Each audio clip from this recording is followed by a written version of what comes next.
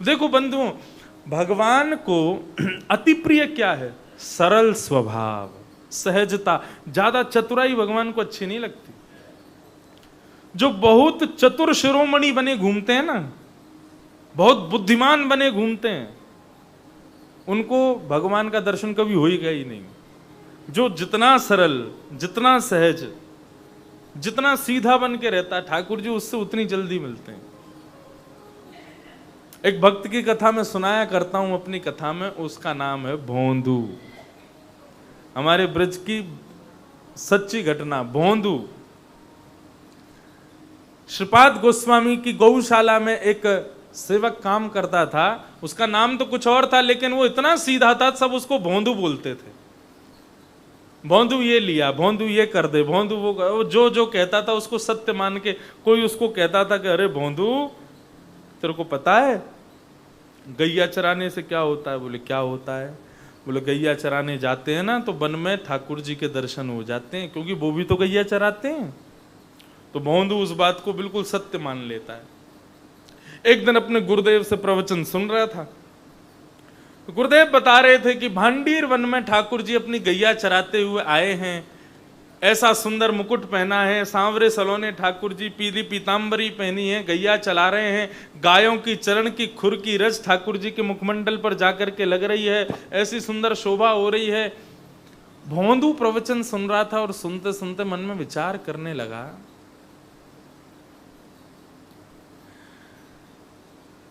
मैं भी तो भांडीर वन जाता हूं गैया चराने। तो गुरुजी कह रहे हैं श्याम सुंदर वहां आते, तो निश्चित कल श्याम सुंदर से मिल के आऊंगा, ढूंढ के आऊंगा। मैं भी तो पागल हूं ना, एक वृक्ष के नीचे जाके बैठ जाता हूं, गैयाओं को छोड़ देता हूं। मैंने घूमा ही नहीं कभी वहां पे, ढूंढा ही नहीं उनको, कल ढूंढूंगा। दूसरे दिन गैया चराने के लिए भोंदू गया, तो गाय चर रही थी और भोंदू खोज रहा था श्याम सुंदर कहाँ है, नंद नंदन कहाँ है, गैया चरा रहे होंगे अपनी। एक दिन, 2 दिन, 3 दिन, 4-5 दिन बीत गए, रोज ढूंढता है लेकिन ठाकुर जी नहीं मिलते। एक दिन भोंदू ऐसे ही खोज रहा था, श्याम सुंदर कहाँ है, नंद नंदन कहाँ है, गोविंद कहाँ है, गोपाल कहाँ है, सब जगह जाकर के खोजने लगा। इतने में ही दिखा सामने से गायों का झुंड आ रहा है, विशाल गायों का झुंड। अलग ही गाय हैं, ऐसी गाय कभी देखी ही नहीं। और उन गायों के झुंड के मध्य में सांवरे सलोने पीतांबरी पहने हुए, मोर मुकुट धारण किए हुए श्याम सुंदर उसके सामने आ रहे हैं। जैसे ही उनका दर्शन किया, नेत्र सजल हो गए भोंदू के, चरणों में प्रणाम किया, दंडवत किया, नमन किया और खड़ा हो गया। ठाकुर जी से कहने लगा, आप ही नंदनंदन हो ना? ठाकुर जी बोले, हाँ हम ही नंदनंदन है, जिनके बारे में गुरु जी हमारे सुनाते हैं, श्याम सुंदर, गोपाल, गोविंद, वो आप ही हो? बोले हाँ वो मैं ही हूं। अरे ठाकुर जी बड़े सुंदर दर्शन हुए। हमारे गुरु जी जितना सुंदर आपका स्वरूप बताते हैं ना, सच बताएं उससे कई गुना ज्यादा सुंदर हो आप। बहुत प्यारे हो, बहुत सुंदर हो। आओ आओ ठाकुर जी विराजो, मेरे संग विराजो। ठाकुर जी बैठ गए। और वो तो बात ही बात बनाए जाए, ठाकुर जी सुनते जाए। भोंदू कहने लगा, आप कछु ना बोलोगे, आप केवल सुनोगे, कछु बोलोगे नहीं? ठाकुर जी बोले, हमको भूख लगी है, कछु खवाओ।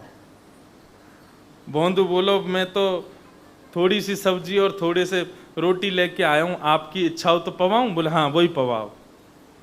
अब तो 2-4 रोटी उसने निकाल करके धर दी, उस पर अचार रख दिए, चटनी रख दी, और जैसे वन में भोजन करते हैं ग्वाल बाल, वैसे ही दे दिए। ठाकुर जी प्रेम से पाने लगे। भोंदू की हिस्से की रोटी भी खा गए। अब भोंदू बेचारा भूखा रह गया। उसने देखा ये तो बिल्कुल बहुत भूखे आए बेचारे। लाला, यशोदा जी आपके ताई रोटी ना बांधे? नहीं, हमारी रोटी वो खा गए सबरे ग्वाल वाल, या हमारे तेरी रोटी न खा गए, और हमको बड़ी बढ़िया लगी, कल से हम तेरी रोटी नहीं खाएंगे, ज्यादा ले आइयो, तू भी खा लियो। भोंदू बोलो ठीक है। अब तो शाम को दोनों मित्र बन गए थे। भोंदू अपने रास्ते, ठाकुर जी अपने रास्ते। भोंदू पीछे मुड़ मुड़ के देखे, ठाकुर जी इतने सुंदर, आज इतना प्रसन्न है भोंदू। उसने आगे किसी को नहीं बताया, उसको लगा कि ये हमारे गुरु जी, हमारे आश्रम के सब बालक सब मिल चुके हैं ठाकुर जी से, सब मिलते ही रहते हैं, मैं ही पहली बार मिला इतने वर्ष बाद। उसको ऐसा लगा, उसने किसी से कुछ नहीं कहा। दूसरे दिन बहुत सारी सामग्री ले गया महाराज। तो गुरुजी को जैसी पता चली तो उन्होंने भोंदू को बुलाया, भोंदू इधर आओ, ये इतना सारा सामग्री क्यों ले जा रहे हो? बोले गुरुदेव, वो गोपाल जी आते हैं गैया चराने भांडीर वन में, यशोदा मैया जितनी रोटी रखे ना उनके ग्वाल बाल खा जाएं और वो मेरी खा जाएं, तो मैं भूखा रह जाऊं, या हमारे आज ज्यादा लेके जा रहा हूं तो वो पालेंगे मैं भी पालूंगा। गुरुदेव ने जब भोंदू के मुख से ये बात सुनी तो वे ना चाहते हुए भी विश्वास कर रहे थे। एक तरफ मन कह रहा था ये असंभव है, लेकिन दूसरी तरफ मन कह रहा था इतना सच्चा सरल भोंदू जो कभी झूठ नहीं बोलता, ये झूठ बोलेगा नहीं मुझसे कभी, ये झूठ जानता ही नहीं है किसको कहते हैं। हो ना हो निश्चित ही ठाकुर जी का इसको दर्शन हुआ होगा। गुरुदेव ने कहा भोंदू सुन एक काम कर, आज आएंगे लाला? बोले हाँ आएंगे। अच्छा कैसे हैं जरा उनके बारे में बताइयो। तो पूरे रूप का वर्णन करने लगा, उनमें से चंदन सी सुगंधी आवे, उनके केश बड़े सुंदर हैं, घुंघराले घुंघराले, मुखमंडल ना कारो है ना गोरो है, कछु अलग ही रंग है लाल जी को, पीली पीतांबरी पहने, ऐसी सुंदर महक उनमें ते आवे, ऐसे प्यारे लगे, जब मुस्कुरा में उनकी दतुइयां देख के मन करे इनको देखते रहें, ऐसे सुंदर कमल नेत्र, सारा रूप वर्णन करने लगा। गुरुदेव के नेत्र सजल हो गए। भोंदू तू एक काम करेगा? बोले क्या? आज अपने मित्र गोपाल को लेकर के आश्रम आ जाना और कहना कि गुरुजी को मिलना है, तू लेकर के आ उनको। भोंदू तो नाचने लगा, इतना प्रसन्न हो गया, गुरुजी मैं लेके आऊं उनको? बोले हाँ तू लेके आ। आप मेरे द्वारा मिलोगे उनसे? बोले हाँ तेरे द्वारा मिलूंगा, लेके आ। अब तो भोंदू नाचता खेलता कूदता आनंद करता हुआ वन पहुंच गया। आज इतना प्रसन्न है अंदर से कि मेरे गुरुजी ने मेरे लाल जी को बुलाया है, मेरे मित्र को बुलाया है, मैं लेकर के जाऊंगा। गैया चराते हुए श्याम सुंदर श्री राधा रमन लाल जब उसके मध्य पधारे, आकर के बैठ गए, भोंदू को गले से लगाया। भोंदू ने सारी सामग्री सजानी शुरू कर दी और ठाकुर जी से कहने लगा लाल जी आज आपको ना एक विशेष आमंत्रण आयो है। कौन सा आमंत्रण? मेरे गुरुजी जिनने आपके बारे में मुझको बतायो, जिनने आपके स्वरूप को दर्शन मुझको करायो, जिनकी वजह से आज मैं भोंदू हूं, ये गैया चराऊं, ये सब मेरे गुरुजी की कृपा है। उन गुरुजी ने आपको बुलायो है, वे आपको दर्शन करना चाहे, आप चलोगे ना मेरे संग? ठाकुर जी बोले देख भोंदू हम तेरे दोस्त हैं, तू हमारो सखा है, ये गुरुजी को बीच में मत लावे। तो सो मिलेंगे, तो सो बात करेंगे, तेरे संग रहेंगे, तेरे संग खाएंगे, हंसेंगे, बोलेंगे, और कोई सो नहीं मिलेंगे। भोंदू बोलो नहीं मिलोगे गुरुजी से? बोलो बिल्कुल नहीं मिलेंगे, बस तो सो मिलेंगे। ठाकुर जी रोटी पाने लगे तो भोंदू ने रोटी छीन ली, बोलो रोटी भी मत खाओ, पर ये भी गुरुजी के यहाँ की है और मैं भी गुरुजी को चेला हूं, ये गैया भी सब गुरुजी की हैं। आपको यदि गुरुजी सो ना मिलना तो मैं भी आप सो नहीं मिलूंगा। अपनी गैया अलग चराओ जाके, यहां मत आइयो, कल से आखिरी बार पूछ रहा हूं गुरुजी से मिलोगे कि नहीं? ठाकुर जी बोले नहीं मिलेंगे। भोंदू ने पूरी पोटली बांधी, रोटी वोटी सब रखी, गैयाओं को लेकर के दूर जाने लगा। आज से हमारी आपकी कट्टी, हम आपसे मिलेंगे ही नहीं। हमारे गुरुजी से नहीं मिलोगे तो हमारो आपसे कहा काम नहीं मिलेंगे। ठाकुर जी इसके सहज भाव पर, इस सरल भाव पर रीझ गए। अरे भोंदू रुक तो सही, अरे मेरी बात सुन तो सही। भोंदू बोलो बात आगे तभी बढ़ेगी, पहले वचन दो मेरे गुरुजी से मिलोगे। भगवान बोले हम गुरुजी से नहीं मिलेंगे, तो फिर ठीक है ना, हमारी आपकी कट्टी। कल से अपनी गैया लेके यहां मत आइयो, यदि गैया मुंह को दिख गई तो बाकू अपनी गौशाला ले जाऊंगा मैं। और भोंदू जाने लगा। ठाकुर जी पुकार रहे हैं लेकिन भोंदू पीछे मुड़ करके नहीं देख रहा। अब ये भोंदू जैसा छोटा सा भक्त यदि रूठ करके चला जाए तो ठाकुर जी का कौन सा त्रिलोक का साम्राज्य चोरी हो रहा है? कुछ जा रहा है क्या भगवान का? कुछ नहीं जा रहा। लेकिन उस भोंदू के पीछे श्री राधा रमन लाल दौड़ रहे हैं, उससे मिन्नत कर रहे हैं, अरे भोंदू रुक जा, अरे मेरे सखा रुक जा, अरे तू रूठ के मत जावे। भोंदू बोलो जब कहोगे गुरुजी से मिलूंगा तब रुकूंगा। अंत तो गत्वा, जब ठाकुर जी ने कही अच्छा भैया मिलेंगे मिलेंगे मिलेंगे, अब रुक जा, जैसे ही कही मिलेंगे, भोंदू दौड़ करके आया, ठाकुर जी को अपने हृदय से लगा लिया और ठाकुर जी भोंदू की पिद्दी पे चढ़ गए। पिद्दी समझते हैं, कमर पे ऊपर चढ़ गए और फिर भोंदू ठाकुर जी को अपने कंधे पर बिठा करके गुरु आश्रम लेकर के आया। जब गुरुदेव ने दर्शन किए तो ठाकुर जी को प्रणाम नहीं किया, भोंदू को प्रणाम किया, उसके चरणों को दंडवत किया। तेरी इस सरलता पर, तेरी इस सहजता पर ठाकुर जी रिझ गए। तो ठाकुर जी को अति चाटुकारी प्रिय नहीं है, ठाकुर जी को सहजता प्रिय है, ठाकुर जी को सरलता प्रिय है। ज्यादा चतुराई मत दिखाओ उनके आगे। निर्मल मन जन सो मोहि पाव, मोह कपट छल छिद्र नाव।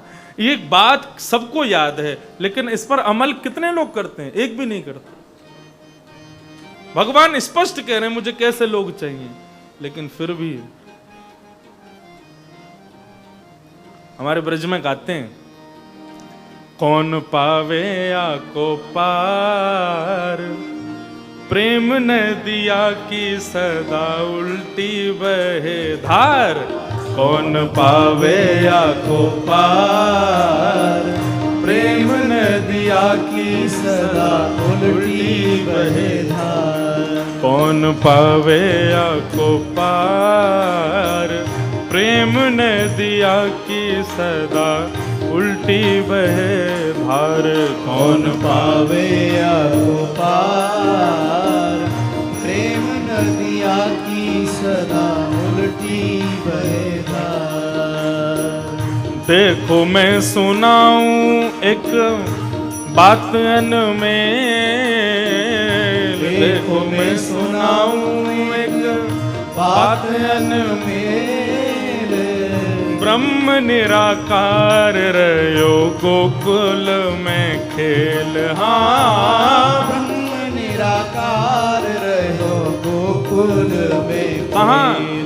नंद यशोदा के द्वार, यशोदा के द्वार, नंद यशोदा के द्वार, यशोदा के द्वार।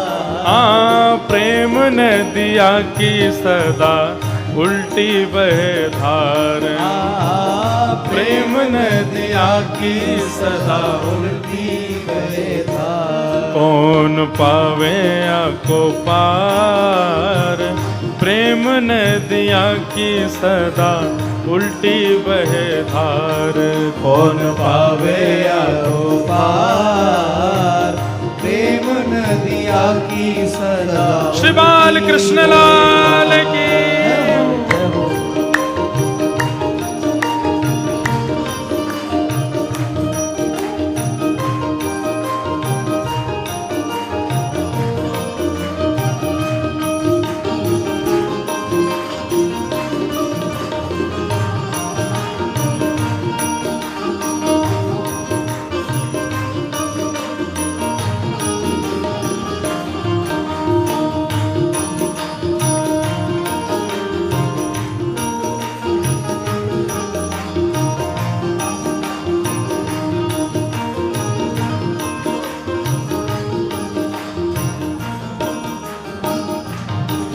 ओ जननी की गति दई पूतना कुपेल, जननी की गति दई पूतना कुपेल।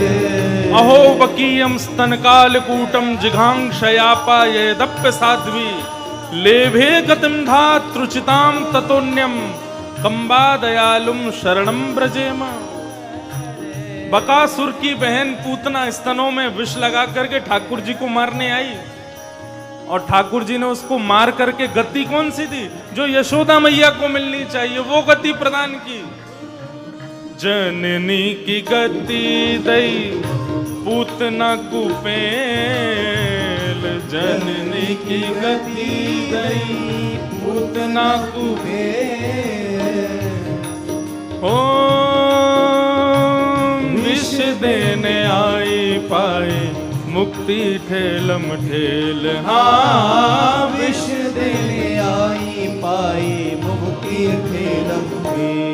खुले स्वर्ग के केवाड़, खुले स्वर्ग के किवाड़, स्वर्ग के किवाड़, स्वर्ग के किवाड़। ओ प्रेम नदिया की सदा उल्टी बहे धार, कौन पावे आको पार, प्रेम नदिया की सदा उल्टी बहधार। कौन पावे आको पार, प्रेम नदिया की सदा उल्टी बहे धार। कौन पावे आको पार, प्रेम नदिया की सदा उल्टी बहधार। ओ प्रेम को प्रमुख वही वृंदावन धाम, प्रेम को प्रमुख यही वृंदावन धाम।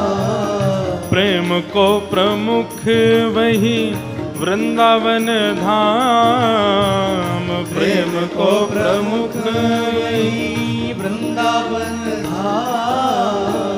प्रेम ही ते पायो श्याम रसिया ने नाम।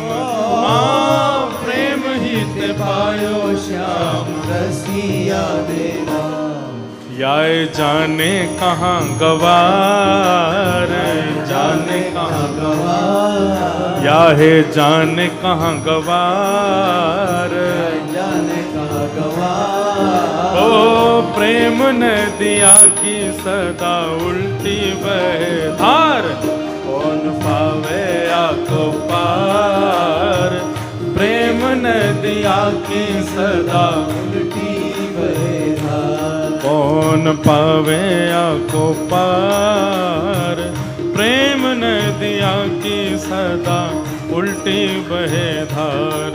कौन पावे आको पार, प्रेम नदिया की सदा उल्टी बहधार। ओ प्रेम नदिया की सदा उल्टी बहे धार। प्रेम नदिया की सदा उल्टी बहधार। प्रेम को प्रमुख यही वृंदावन धाम, प्रेम ही ते पायो श्याम रसिया ने नाम। याय जाने कहाँ गवार, पढ़े लिखे लोग नहीं जानते इस प्रेम को।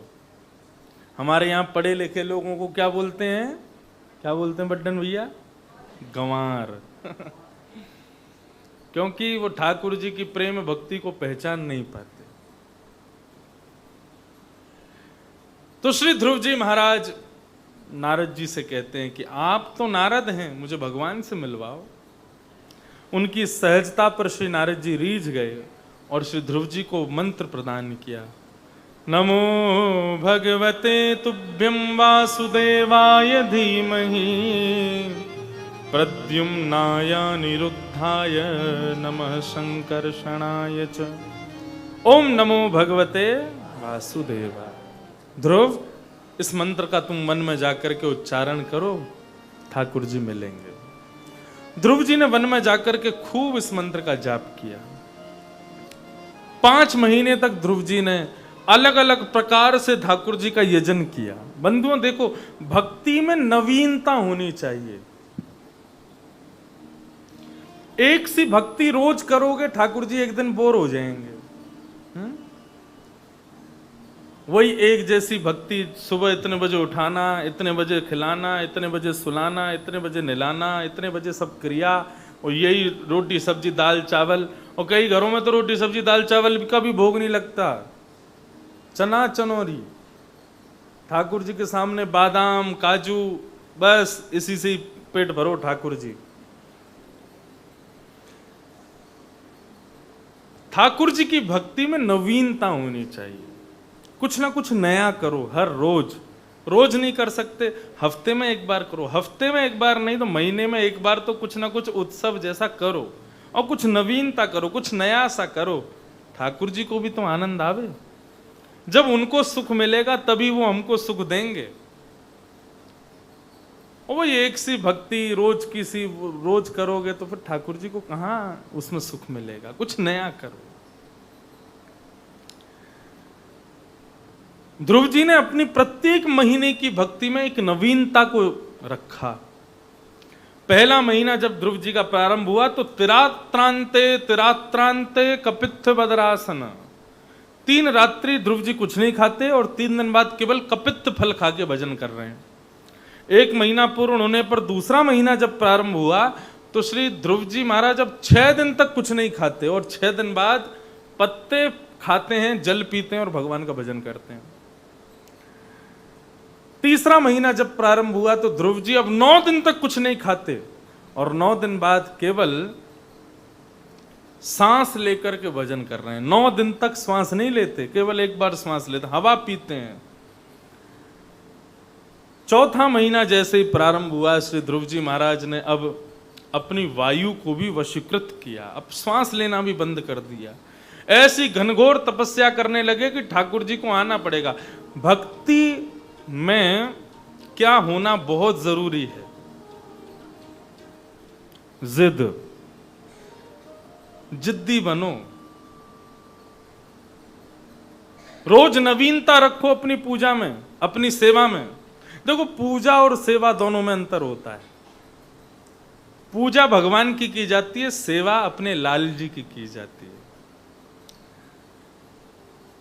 पूजा भक्त करते हैं और सेवा अपना करता है। ठाकुर जी की यदि आप पूजा कर रहे हो, कोई कहे कि क्या कर रहे हैं, पूजा कर रहे हैं, पूजा भक्त लोग करते हैं जिनकी थोड़ी दूरी है ठाकुर जी से। और कोई कहे क्या कर रहे हो, सेवा कर रहे हैं। सेवा का मतलब वो ठाकुर जी का अंतरंग कोई है, ठाकुर जी का अपना कोई है, सेवा किया करो, पूजा नहीं।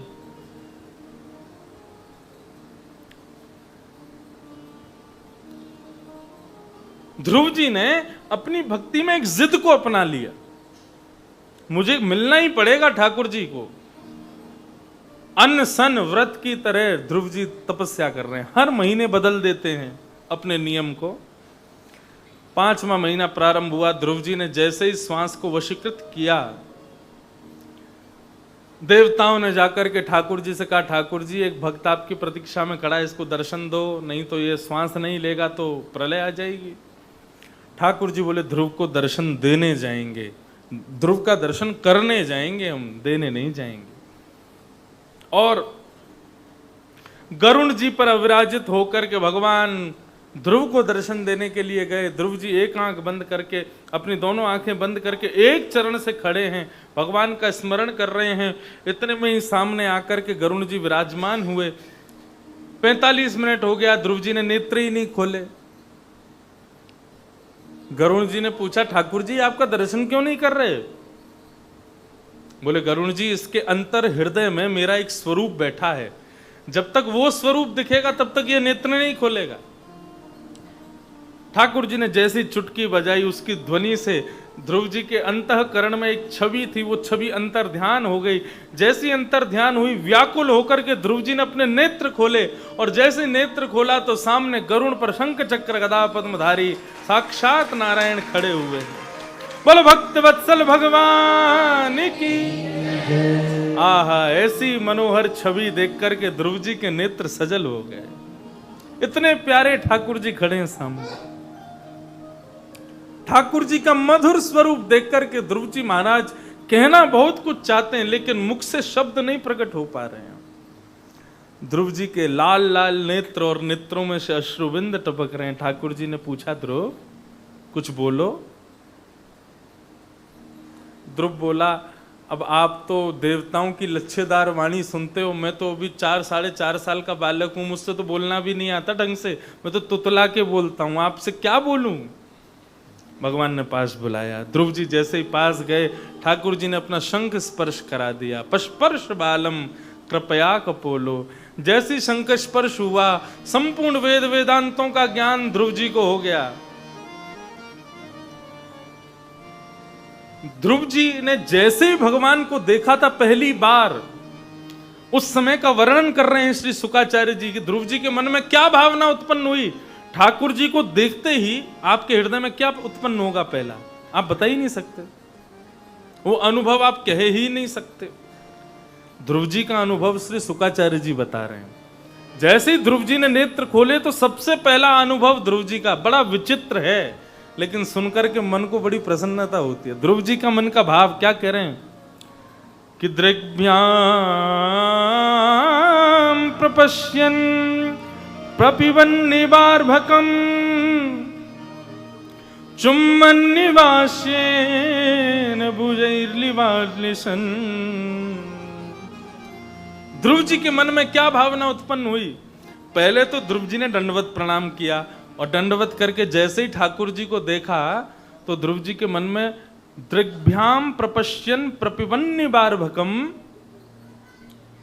ठाकुर जी के मुखमंडल को जैसे ही ध्रुव जी ने देखा तो ध्रुव जी के मन में इच्छा हुई, भुजैर्लिवाश्लिशन्, मैं अपनी भुजाओं से इनको जकड़ लूं और इनकी गोद में ऊपर चढ़ के चुम्बन निवास्येन, इनके मुखमंडल पर इनके गोल गोल गोल मटोल गालों को खा जाऊं तेरो गाल बड़ो मीठो खा जाऊं।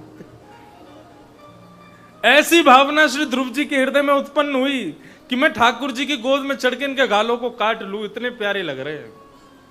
जब कोई प्यारा लगता है, अच्छा लगता है, तो उसको देख करके उसको हृदय से लगाने की, उसके मुखमंडल पर, उसके गालों पर अपने अधरामृत को स्पर्श कराने की इच्छा होती है बालक को देख के। लेकिन कोई बालक बहुत ही प्यारा होता है, गोल मटोल होता है, तो उसको मन करता है इसको पकड़ के जकड़ लें, इसको काट खा जाएं कहीं से। ऐसे ही लाल जी को देख करके ध्रुव जी की इच्छा हो रही है। शुकाचार्य जी कह रहे हैं, परीक्षित, जो गोपियों पर प्रश्न चिन्ह लगाते हैं कि गोपियों ने भगवान से प्रेम किया, रास विहार किया, आदि आदि किया, अरे गोपियां तो फिर भी एक उम्र वाली थी। ये नन्हा सा बालक ध्रुव तो केवल 4.5 साल का है। 4.5 साल के बालक को नहीं पता होता स्त्री पुरुष में क्या भेद होता है। जब ध्रुव के मन में ठाकुर जी के प्रति इतना प्रेम उमड़ सकता है तो गोपियों का क्यों नहीं उमड़ सकता। और ध्रुव जी ने भगवान की स्तुति गाई, बहुत बड़ी स्तुति है। एक श्लोक सुनते हैं बस, ठाकुर जी का जन्मोत्सव भी करना है। क्या कह रहे हैं ध्रुव जी? भक्तिं मुहुः प्रवहतां त्वयि मे प्रसंगो भूयादनन्तमहताम् अमलाशयानाम् येनान्यसोल्मणमुरुव्यसनं भवाब्धिम् नेष्ये भवद्गुणकथामृतपानमत्तः। हे प्रभु, मैं आपसे एक ही वस्तु मांगना चाहता हूं। क्या मांग रहे हैं ध्रुव जी? ध्यान से सुनो। ध्रुव जी कह रहे हैं, मुझको एक व्यसन लग जाए ऐसी कृपा कर दो। भगवान कहते हैं, दुनिया के लोग कहते हैं हमारा व्यसन छूट जाए, और तुम कह रहे हो मुझे व्यसन लग जाए। बोले काय चीज का व्यसन? बोले मैं नशा करना चाहता हूं प्रभु। मत्तः, मैं ऐसा व्यसन करना चाहता हूं जिसको करने के बाद मेरा नशा कभी उतरे ही ना, मैं उसी में मत्त पड़ा रहूं। भगवान बोले ऐसा कौन सा नशा करना चाहते हो, ऐसी कौन सा मद्यपान करना चाहते हो, ऐसा क्या सेवन करना चाहते हो? तब श्री ध्रुव जी महाराज कहते हैं, ये नान्यसोल वणमुरुप व्यसनम भवाब्धिम निश्चय भवद गुण कथामृतमानमत्तः। हे प्रभु, आपकी मंगलमयी कथा रूपी जो ये रसामृत है, इसका नशा मुझको हो जाए, और उस नशा को करके मैं सदा सर्वदा आपकी कथा रूपी गंगा में ही मत्त पड़ा रहूं। एक नशा करने वाला व्यक्ति जब मद्यपान कर लेता है तो नाली में जाके गिर जाता है, और उसको जब उठाता है कोई तो कहते हैं अरे राम राम कहाँ पड़ा था, तो वो कहता है कि नहीं, मुझको तो बड़ा सुख मिल रहा था।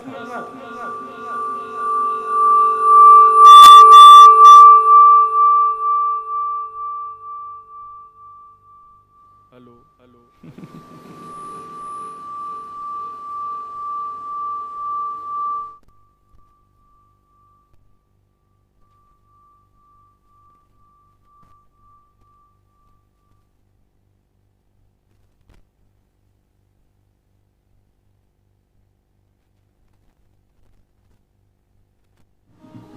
बोलो वृंदावन।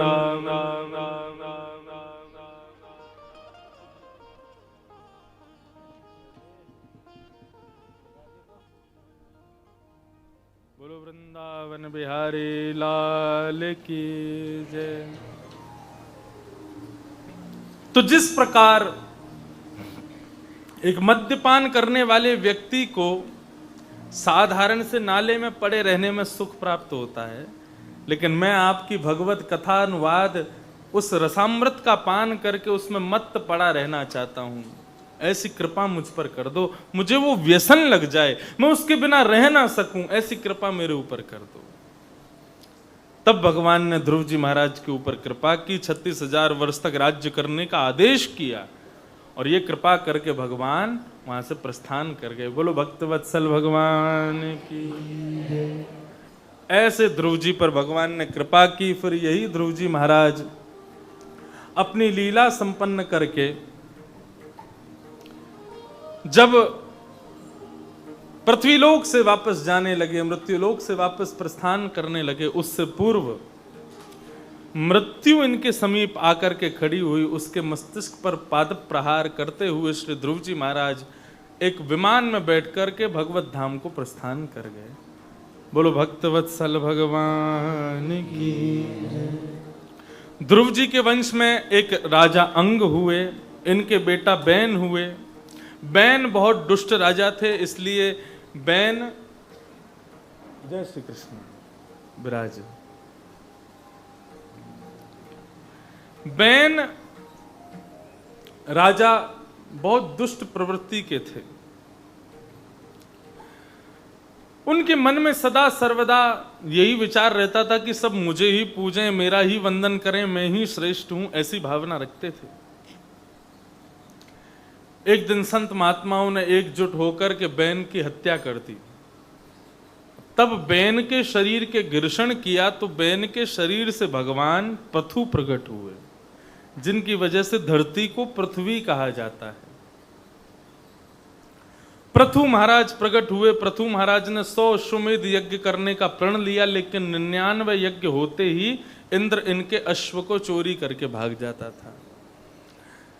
क्रोध भर करके इंद्र को नष्ट करने के लिए हुए तो इंद्र के साथ भगवान प्रकट हुए, और भगवान ने प्रकट होकर के पृथु महाराज को आज्ञा की कि ये तुम्हारे 100 यज्ञ मैं पूरे नहीं होने दे रहा, तुम्हारे इन 100 यज्ञों में विक्षेप मैं कर रहा हूं।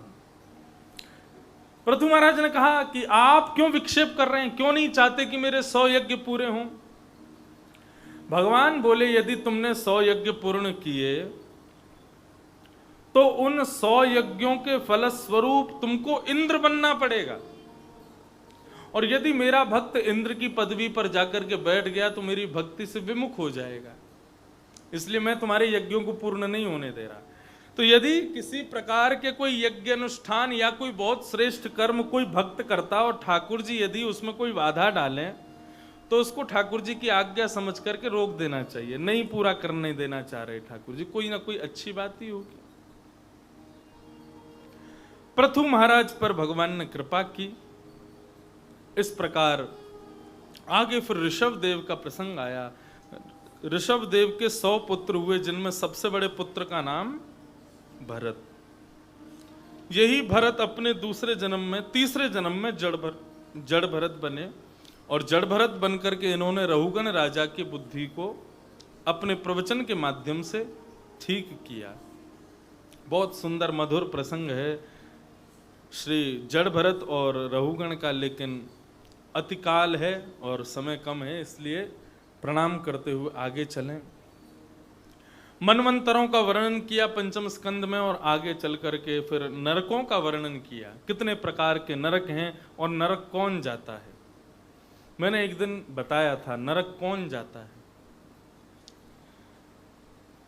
नरक जाने वालों के चिन्ह क्या हैं? पहला चिन्ह अत्यंत कोप, भयंकर गुस्सा। दूसरा चिन्ह कटुकाच वाणी, कड़वी वाणी। तीसरा दरिद्रतांच, असंतोष। ये नरक के 3 चिन्ह। स्वजनेषु वैरम, अपने माता पिता से बैर, ये नरक जाने का चौथा कारण है। पांचवा, नीच प्रसंग, नीच लोगों की साथ रहना। भक्ष भक्ष खाने वाले तो जाते ही हैं, उनके संग बैठने वाला भी जाता है। नीच प्रसंग, कुलहीन सेवा, माता पिता से बैर करने वाले बालक की जो सेवा करता है, इस प्रकार से इन चिन्हों से युक्त जो है, चिन्हानि देहे नरकम गतानाम, ये नरक जाने वालों के चिन्ह हैं। अजामिलोपाख्यान सुनाया गया। एक अजामिल नाम का ब्राह्मण था, दूषित संग की वजह से एक डाकू बना। संतों ने कहा अपने पुत्र का नाम नारायण रख दो, पत्नी के डर से अपने पुत्र का नाम नारायण रखा। अंत काल में जब यमदूत पकड़ने के लिए आए तो नारायण शब्द उच्चारण किया, अपने पुत्र को पुकारने लगा तो नारायण दूतों ने आकर के इसकी रक्षा की। तब नरक के आए हुए दूतों ने जाकर के यमराज जी से पूछा कि महाराज, हमको किसको पकड़ के नरक में लाना है, किसको नहीं लाना, हमें अभी बता दो। तब श्री यमराज जी ने बताया कि किसको पकड़ करके नरक में लाना है, लिख लो कि जिह्वा न भक्ति भगवत गुण नाम धेयम, चेतश्च न स्मरति तच्चरणारविंदम, कृष्णायनो नमति यत्सिरे कदापि,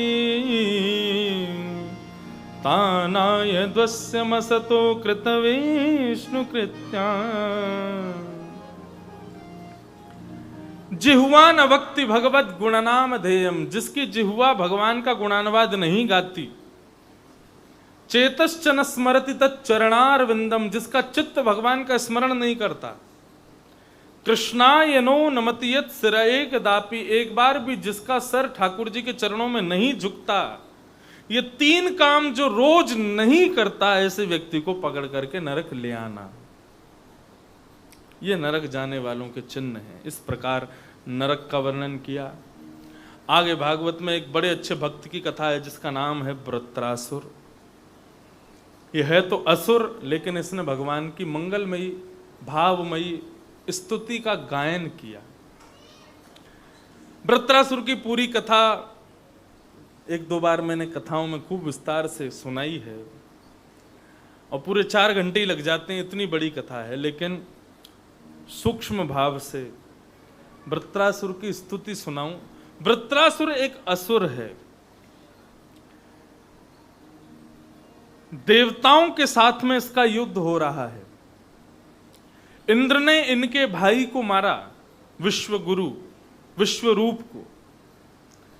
उसके बदले के लिए यह इंद्र को मारने के लिए गए, लेकिन इंद्र ने एक ऐसे वज्र का प्रयोग किया जिससे वृत्रासुर बच नहीं सकता।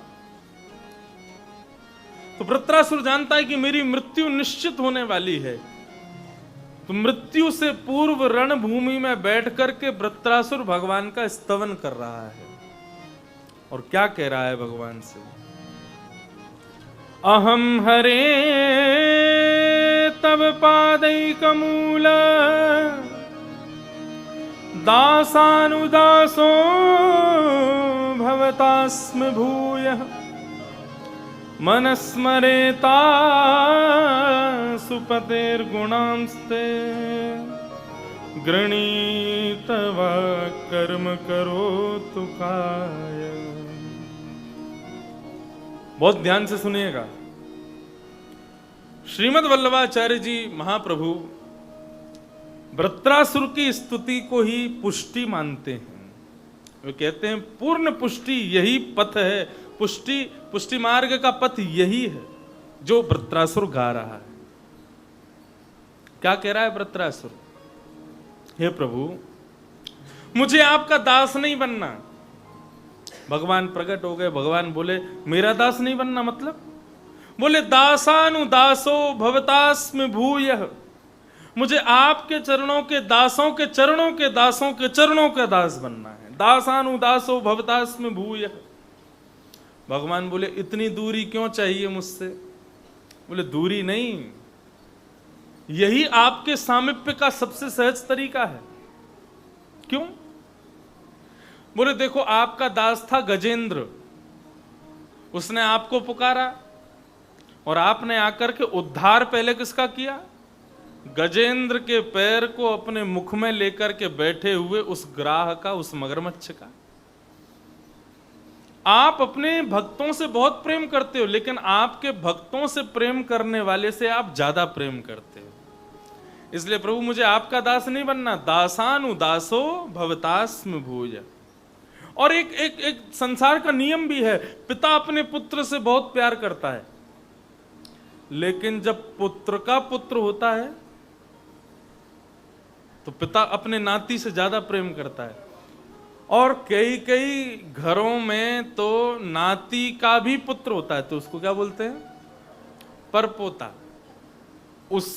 उसके जन्म की खुशी में तो दादा सोने की सिड्डी चढ़ता है, इतना खुश होता है। अपने पुत्र से प्रेम, लेकिन पौत्र से अति प्रेम, और परपौत्र से अतिशय प्रेम। इसलिए प्रभु मुझे आपका दास नहीं, दासानुदासो भवतास्म भूय। बंधुओं, ऐसी स्तुति गाई वृत्रासुर ने कि देवताओं ने भी ताली बजाई इसके स्तुति को सुन करके। नहीं, मैंने इसलिए नहीं बोला कि आप ताली बजाओ, मैं एक भाव कह रहा हूं। भगवान बोले ये सुंदर सुंदर लच्छेदार वाणी से मेरी स्तुति गाकर के तुम जरूर इंद्र की पदवी आदि कुछ चाहते होंगे। वृत्रासुर के नेत्र सजल हो गए। बोले प्रभु आपने इतना छोटा समझ लिया? अरे इंद्र की पदवी मांगूंगा आपसे, ये तो बहुत छोटी है। भगवान बोले तो ब्रह्मा की पदवी मांगेगा? बोले अरे प्रभु आप सोच भी नहीं सकते मैं आपसे क्या मांगना चाहता हूं। भगवान बोले मांग। बोले जो मांगूंगा सो दोगे? बोले दूंगा। तू मांग तो सही। बोले आप नहीं दे पाओगे प्रभु। बोले मैं दूंगा, तू मांग। क्या मांगा वृत्रासुर ने? अद्भुत। न नाकपृष्ठं न च पारमेष्ठं न सार्वभौमं न रसाधिपत्यं न योगसिद्धिरपुनर्भवं वा वाञ्छन्ति समञ्जसत्वा विरहैकाङ्क्षे। न नाक पृष्ठम न च पारमेष्ठम न सार्वभौमम न रसाधिपत्यम। ध्यान से सुनिए, ना ही मुझे इंद्र की पदवी चाहिए, ना ब्रह्मा की, ना शंकर की, ना शिव की, किसी की पदवी नहीं चाहिए।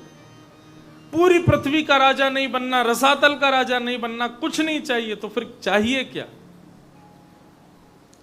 बोले समंज सत्वा विरहय कांक्षे। मेरी आकांक्षा क्या है? बोले आपका विरह मुझे हो जाए, मैं आपकी याद में तड़पूं प्रभु, ऐसी कृपा कर दो मेरे ऊपर। मैं आपकी याद में तड़पता रहूं, लेकिन आप मुझे कभी मिलना मत, मुझे तड़पने देना। क्योंकि मिलने में वो सुख नहीं है जो आपको याद करके तड़पने में सुख है प्रभु। वो तड़पन मुझे चाहिए, वो विरह मुझे चाहिए, मुझे कृपा करके प्रदान करो। जब विरहय कांक्षे कहा ना, तो सामने खड़े इंद्र के नेत्र सजल हो गए। कैसा विरह चाहिए ये भी सुन लीजिए। अजात पक्षः इव मातरं खग स्तन्यं यथा वत्सतरा क्षुधार्था प्रियं प्रियैव विशुतं विषन्नाः मनोरविन्दाक्ष दृदीक्षते त्वाम्। कैसा विरह चाहिए मुझको? बोले अजात पक्ष इवमातरम खग। जिस प्रकार जिस पक्षी के अभी पर नहीं निकले, वो नन्हा सा बालक पक्षी अपनी मां की प्रतीक्षा करता है, मेरी मां कब दाना लाएगी, मेरा पेट कब भराएगी, मुझे कब भोजन कराएगी। तो जिस प्रकार वो अजात पक्षी अपनी मां की याद करता है, वैसे ही मैं आपको याद करना चाहता हूं। भगवान बोले वो अजात पक्षी के जब पर निकल आते हैं ना, तो अपनी मां को छोड़ के भाग जाता है। तू भी भाग जाएगा।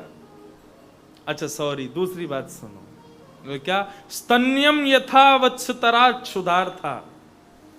जिस प्रकार वन में गाय चरने जाती है तो उसका बछड़ा वो कूदता ही रहता है, मेरी माँ कब आएगी, मेरी माँ कब आएगी, और जैसे ही उसकी माँ आती है पूंछ उठा करके, दोनों कान उठा करके दौड़ता है और उसके स्तनों से जाकर के लग जाता है। जिस प्रकार वो वत्स अपनी माँ से प्रेम करता है, वैसे मैं आपके विरह में तड़पना चाहता हूं। भगवान बोले जब वो दूध पी लेता है, उसका पेट भर जाता है, तो अपनी माँ को छोड़ के दूर चला जाता है। तू भी चला जाएगा? वृत्रासुर बोला सॉरी, आखिरी बात सुन लो। बोले कैसा विरह चाहिए? बोले प्रियम प्रियैव व्युषितम विषन्ना। प्रियतम के परदेश जाने पर उसकी प्रियतमा एक एक सेकंड गिनती है, कब मेरे प्रियतम आएंगे, कब मेरे प्रियतम आएंगे। जिस प्रकार अपने प्रियतम के विरह में वो प्रिया रहती है, वैसे ही मैं आपके विरह में रहना चाहता हूं प्रभु। ऐसी स्तुति गाई वृत्रासुर ने।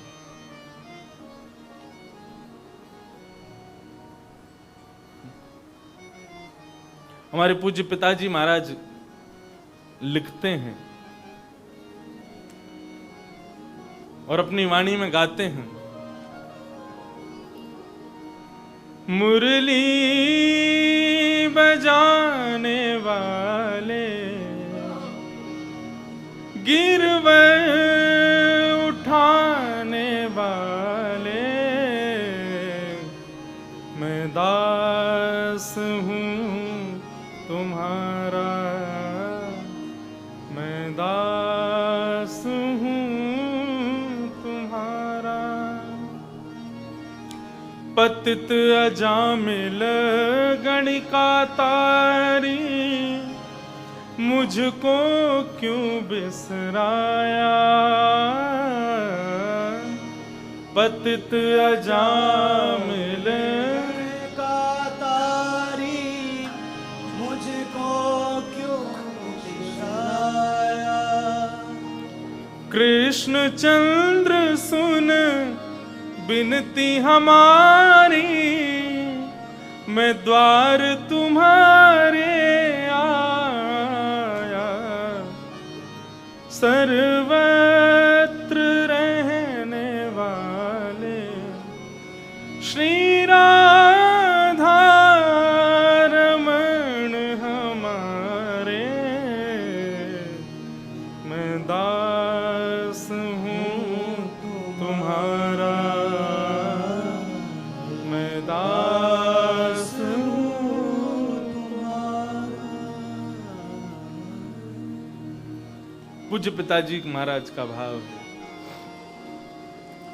भीष्म पितामह वृत्रासुर ने भगवान की स्तुति गाई और स्तुति गाते हुए इंद्र के साथ युद्ध किया और इंद्र ने ना चाहते हुए भी फिर वृत्रासुर का वध किया और वृत्रासुर के अंग से एक दिव्य ज्योति प्रकट हुई और भगवान के श्री चरणों में जाकर के विलीन हो गई। बोलो भक्त वत्सल भगवान की। इस प्रकार वृत्रासुर का प्रसंग बताया गया। वृत्रासुर के पूर्व जन्म की कथा बताई। चित्रकेतु नाम का राजा था। आदि आदि सब भाव यहाँ कहे गए। भागवत में आगे भगवान के अनंत प्रिय प्रहलाद की कथा प्रारंभ हुई। सतयुग के राक्षस हैं हिरण्यकश्यप, त्रेता के राक्षस हैं रावण। सतयुग के राक्षस का नाम हिरण्यकश्यप, कितना बड़ा। त्रेता के राक्षस का नाम उससे छोटा रावण। द्वापर के राक्षस का नाम कंस, उससे भी छोटा। और कलयुग के राक्षस का नाम मैं यानी कि अहंकार। ये कलयुग का राक्षस है, सबसे छोटा। मैं, अहम। हिरण्यकश्यप भगवान का बहुत बड़ा विरोधी है, क्योंकि हिरण्याक्ष को जब से वराह भगवान ने मारा, ये तब से बदला लेने की भावना में है ठाकुर जी से। इसने पूछा कि मैं कैसे हरि को मार सकता हूं। बोले हरि अमर हैं, जब तुम अमर हो पाओगे तभी तुम उनसे युद्ध कर सकते हो। अमर बनने के लिए हिरण्यकश्यप ने तपस्या की।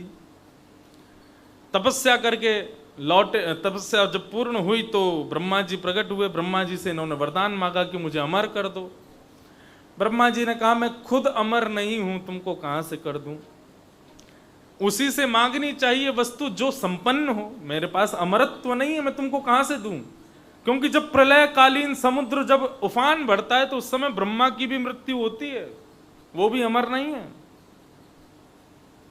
मैं अमर नहीं हूं, तुमको कहां से बनाऊं, कुछ और मांगो।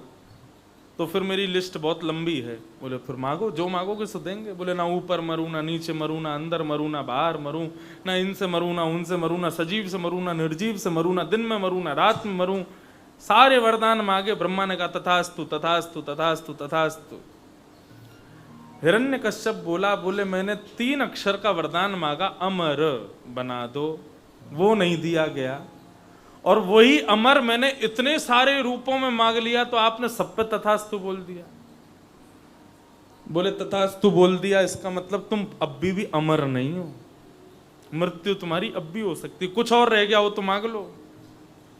बोले आपके बनाए 12 महीने में नहीं मरूं, तथास्तु। हिरण्यकश्यप बोला मुझे बड़ी हंसी आ रही है प्रभु, आप सब पे तथास्तु बोल रहे हो, मैं कैसे मरूंगा फिर। बोले मरेगा तो तू सही, जब मरेगा तब पता चल जाएगा कैसे मरेगा। हिरण्यकश्यप एक छत्र सम्राट बन गया पृथ्वी का।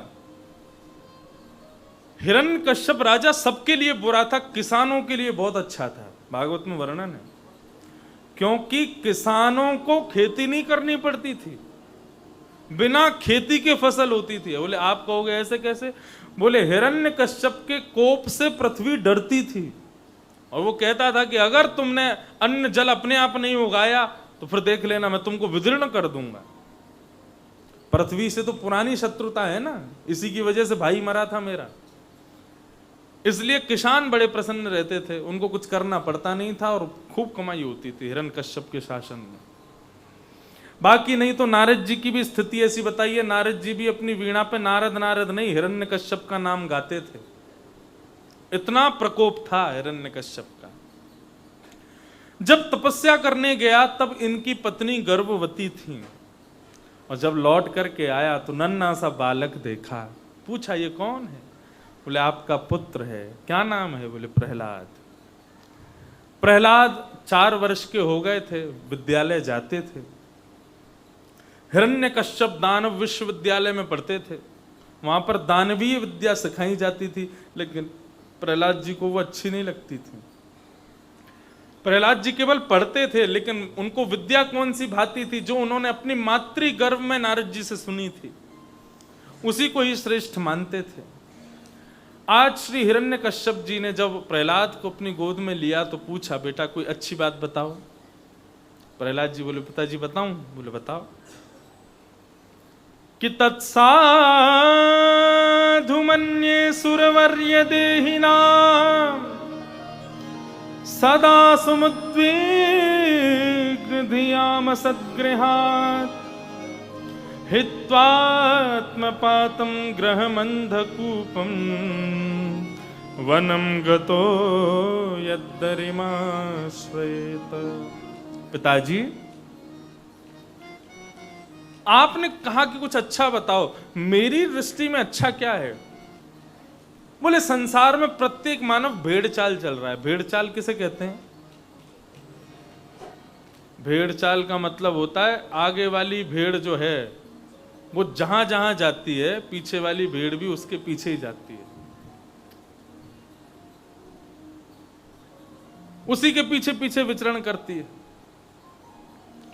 अगर आगे वाली भेड़ कूद जाए कुएं में तो सब कूदेंगी उसके पीछे। हम लोग बिल्कुल वही चाल चलते हैं। हमको पता है कि कैसी स्थिति होती है, मानव की मृत्यु हो जाती है, कितना भी कुछ कर ले कुछ साथ जाता नहीं है। अंततो गत्वा यही शब्द निकलता है राम नाम सत्य है।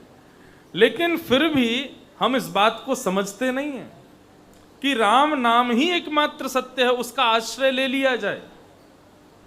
हम सब भेड़ चाल चल रहे हैं और एक प्रकार से हम सब लोग भी अपने पूर्ववर्ती गए हुए लोगों के अनुसार ही कृत्य कर रहे हैं, कुछ विशेष उसमें नहीं कर रहे हैं।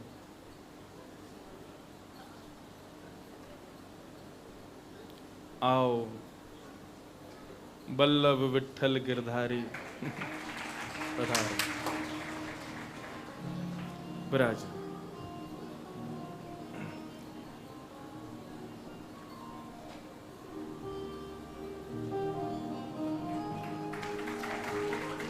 बढ़िया वाली लाए। विराज। हमारे परम पूजनीय अग्रज भ्राता पूज्य श्री राधा कृष्ण जी महाराज के आज पूज्य पिताजी भी पधारे हैं और आज उनके भांजे मतलब हमारे भी भांजे अपनी मामा की कथा में आए हैं। देखो कितना बढ़िया वाला पटका लाए हैं। खूब खूब अभिनंदन, स्वागत, प्रणाम। हमारा जोधपुर में पहला परिवार यही है। पहली बार जोधपुर इन्हीं के माध्यम से आए और अब तो महाराज पूरा जिला हो गया है मेरा। बाप जी ने सबको पूरा जोधपुरी झोली में धर दिया, लो सब आपके। तो श्री प्रहलाद जी महाराज अपने पूज्य पिताजी महाराज से कहते हैं, पिताजी हम सब भेड़ चाल चल रहे हैं, एक व्यक्ति मर जाता है, उसके मरने पे कहते हैं राम नाम सत्य है, और फिर जब उसको जला करके लौट के आते हैं तो फिर भूल जाते हैं कि राम नाम ही सत्य है। केवल किसी के अंत में ही क्यों नाम याद आता है कि राम नाम सत्य है, अन्यत्र कभी ये स्मृति क्यों नहीं आती? इसलिए पिताजी मैं तो ऐसा मानता हूं, हित्वात्म पातम ग्रहमंध कूपम, ये जो संसार है ना अंधा कुआं है, इसको त्याग करके एक समय आने पर वनम गतः, वन चले जाना चाहिए और वन जाकर के हरि का स्मरण। वन जाने का मतलब वृंदावन चले जाना चाहिए।